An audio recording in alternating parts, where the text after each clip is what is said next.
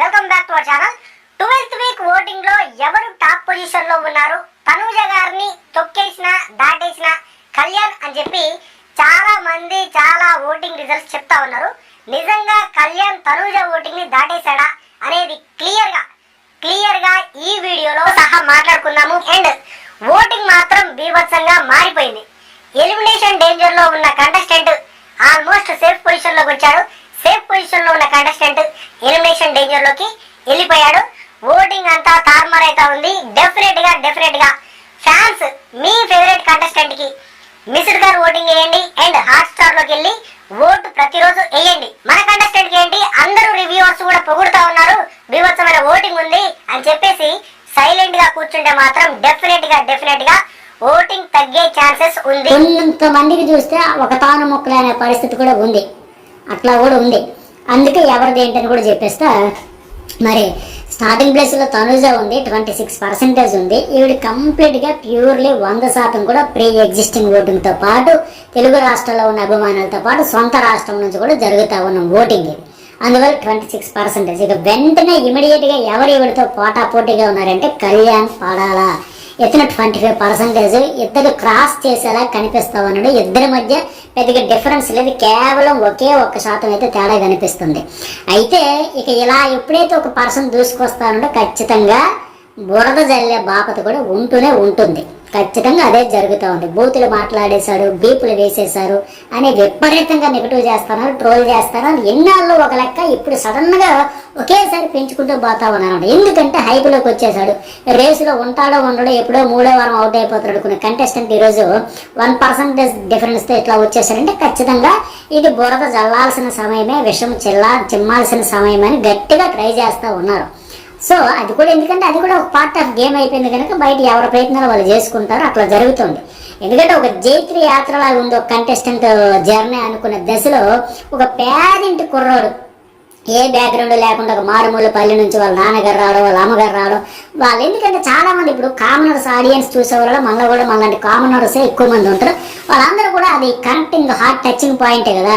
ఆ కుర్రాడు అప్పుడు తెలుసో తెలియక ఆ సిచ్యువేషన్ చెప్పుకునే దాన్ని బట్టి సింపుల్గా వచ్చింది. వాళ్ళ అమ్మ వచ్చి చెప్పినప్పుడు, వాళ్ళ నాన్న వచ్చినప్పుడు మాకు అవకాశం లేక, మాకు పేదరికం వల్ల తప్పనిసరి పరిస్థితులు పెట్టాను తప్ప ప్రేమ లేక కాదు, ఇంట్లో పరిస్థితులు బాగోలేక, డబ్బు లేక, అవన్నీ వాళ్ళ అమ్మ నాన్న చెప్పుకోవడం, అదంతా కూడా నేను ప్రియాంక వచ్చినప్పుడు కూడా అమ్మకి ఇచ్చిన మాట కోసం, ఇవన్నీ వాళ్ళ సింపతి కావాలని చేయకపోయినా చెప్పకపోయినా చెప్పే విధానం, వాళ్ళ పెయిన్ ఏంటి, వాళ్ళ బ్యాక్గ్రౌండ్ ఏంటి, అవన్నీ కొంతమంది కనెక్ట్ అయిపోతాయి.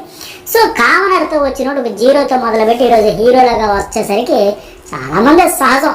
ఇప్పుడేమో బూతులు అన్నాడు, బీపులు వేశారు, లేపేశారు, కట్ చేశారు, చాలా బురద జల్లుతూ ఉంటే అసలు నాకు తెలియక అడిగితే బిగ్ బాస్ హౌస్లో ఏ లాంగ్వేజ్లో సరే బూతులు బీపులు కొత్త ఏంటి ఆ విషయంలో చాలా మంది జారుతారు. అలాగే నేను ఇక్కడ తను సమర్థించట్లే, బూతులు వాడేసిన వాళ్ళందరినీ నేను సమర్థించి వెత్తట్లే. అవి ఆటోమేటిక్ ఫ్లోలో వస్తారు, వచ్చిన వాళ్ళందరూ సారీలు చెప్తారు, అవన్నీ జరుగుతాయి. కానీ ఇప్పుడే వచ్చినట్టుగా గుడ్డులోంచి తెల్లగా ఇప్పుడు ఇలాగే నా కళ్ళ ముందే వచ్చిందని మాదిరిగా చెబుతూ ఉన్నారు కదా. గతంలో ట్రోఫీలు కూడా ఎత్తుకుపోయారు కదా ఇట్లా మాట్లాడిన వాళ్ళందరూ కూడా చాలా మంది. ఎవరు వాంటెడ్లు అనరు, ఆ సిచ్యువేషన్ అంటారు. పోనీ ఇతడు కూడా కేవలం ఇతడు ఒక్కడే ఏదో అనేసాడు, ఆవేశపడిపోయాడు, అరిచేసాడు, కేకలేసాడు, గోరంతా రచ్చంత ఇతడుదంటే అది కాదు కదా. అటు నుంచి అరిచిన వాళ్ళు కూడా ఇతనికి 10 రెట్లు అరిచారు కదా.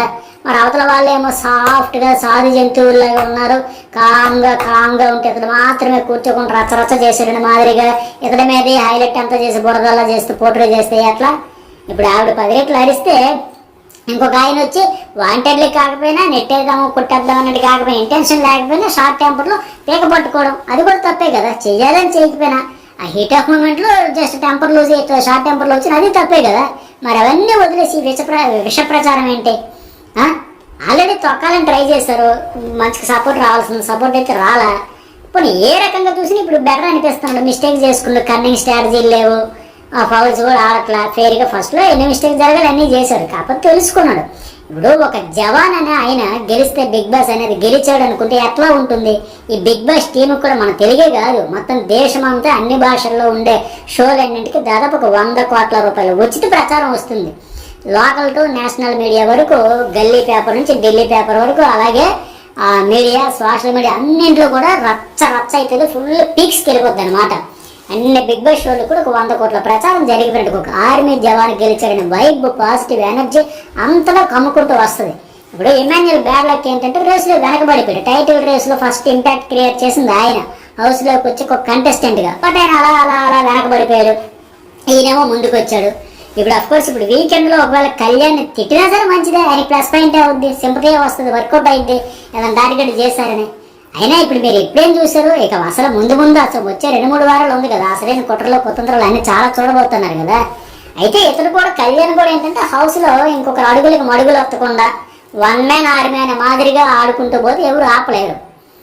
లేదు ఇంకా నేను ఇంతైన మాదిరిగా ఏమైనా చేతిలో చేసుకుంటే చెడగొట్టుకుంటే చేసుకోవాలి తప్ప, ఎందుకంటే ఇక్కడికి ప్రీ ఎగ్జిస్టింగ్ ఓటింగ్ లేదు. ఎవరో ఒక అనామకుడిలాగా వచ్చాడు, ఎవరికి తెలియని పర్సన్ వచ్చి ఈ రోజు ఎంతవరకు వచ్చాడంటే దూసుకుపోతాడంటే మామూలు విషయం కాదు.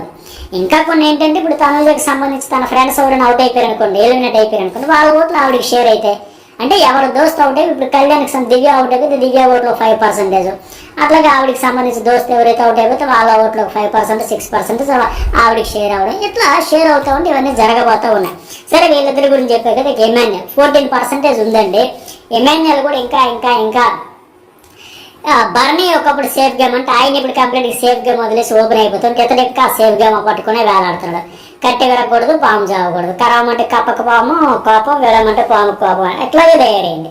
దివ్యకి సపోర్ట్, సంజనాకి సపోర్ట్ అంటే అటు చెప్పక ఇటు చెప్పక నా ఓటు ఇది నా ఓటు అది. పైగా నేను సంజన విషయంలో ఆవిడ అంత కాన్ఫిడెంట్తో క్లారిటీతో ఉండేటప్పుడు సరేలే ఒకసారి 2 సార్లు చెప్పొచ్చు, వదిలేయచ్చు. అఫ్కోర్స్ ఆయన ఇంటెన్షన్ మంచిది, ఆవిడ ఎక్కడ బ్యాడ్ అవుతుందో ఒక మాట అనిపించుకోవడం ఎందుకున్న దానికి, కానీ ఆవిడైతే స్టిక్ అని అయ్యి ఉంది. ఇమాన్యుయల్ సేఫ్ వదిలేసి ఉంటే బాగుండేది. అట్లాగే D1 పవన్ చెప్పేది ఏమన్నా ఫిజికల్ టాస్క్లు ఆడతాడు. ఇవాళ ఇప్పుడు మానస్తో ఒక టాస్క్ ఆడేటంటే గెలిచాడు, మరి కొద్దిగా పాజిటివ్ వైబ్ వస్తుంది టాస్క్ల వల్ల. ఆయన ఎఫెక్ట్స్ కూడా చూస్తారు కదా, అది కూడా ఎనర్జీ. అట్లాగే ఎమ్మెల్యేలకు సంబంధించి ఈరోజు ప్రిన్స్ షవర్ కూడా వస్తాడు, ఒక టాస్క్ ఆడతాడు. డీటెయిల్స్ ఏంటనేది కూడా కొంచెం కాంట్రవర్సీ కూడా నడిచిందంట. అట్లాగే బర్నీ 8%, ఆయన కెప్టెన్సీ కాకపోయినా, కెప్టెన్సీ కంటెండర్ కాకపోయినా మరి ఈ వీకెండ్ కల్లా ఇంకో ఛాన్స్ ఎవరైనా వచ్చి ఇస్తారో లేదో మరి బిగ్ బాస్ అయితే మీరు రేసులోంచి తప్పుకున్నారని చెప్పేశాడు.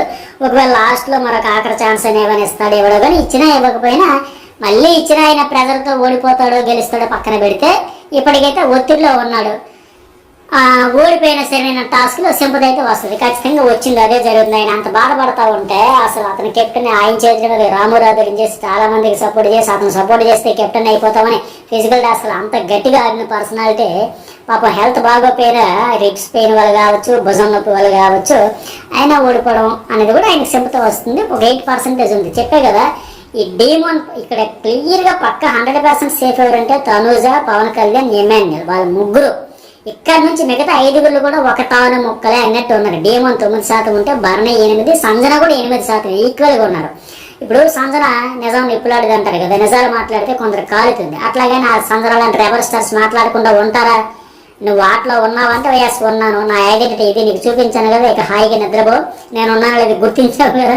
సంజన ఏదో పవన్ కళ్యాణ్ సినిమా డైలాగులుగా కుదిరితే క్షమించు, వీలైతే నన్ను గుర్తించని మాదిరిగా, సరే ఇక నన్ను ఇప్పుడు గుర్తించక నీకు ఈ రేంజ్లో స్ట్రోక్ ఇస్తే తప్ప నన్ను గుర్తించమన్నమాట. ఇక్కడ హౌస్లో ఉన్నట్ట లేనట్ట ఇక తెలుస్తుంది నేను ఉన్నానని ఒక స్వాగత ఇచ్చి పడేసింది చూడండి, అది క్లారిటీ. ఆ క్లారిటీ చాలా మందికి నచ్చింది. ప్రస్తుతానికి 6th పొజిషన్లో ఒక 8%తో బర్నీ 5th పొజిషన్లో 8, ఈవిడ కూడా ఆల్మోస్ట్ ఇద్దరు 88తో ఉన్నారు. లాస్ట్లో సుమన్ శెట్టి 6%, దివ్య ఇంకా బాటంలో 5%తో ఉన్నారు. సో ఎలిమినేషన్ అయితే మీకు ఇప్పటికే అర్థమైపోయి ఉంటుంది, దివ్య సుమన్ శెట్టి మధ్యనే ఉండబోతుంది. కేవలం ఇక్కడ లాస్ట్ 4లో చూసుకుంటే 5 నుంచి 8% మధ్య అన్అఫిషియల్ ఉంది. ఇంకా ఈ వారం ఇంకా టాస్క్లు ఆడేది పోయేది దీన్ని బట్టి కూడా ఉండబోతుంది. ఇక్కడ సుమన్ శెట్టి కూడా జాతరి హారికతో ఒక టాస్క్ ఆడి ఓడిపోతాడు. మరి దివ్య మైండ్ గేమ్ వస్తే గెలుస్తుంది. మరి ఎట్లా ఉండబోతుంది చూద్దాం. మరి మీకేమనిపిస్తుంది కామెంట్ చేయండి, లైక్ చేయండి, సబ్స్క్రైబ్ అయితే చేసుకోండి.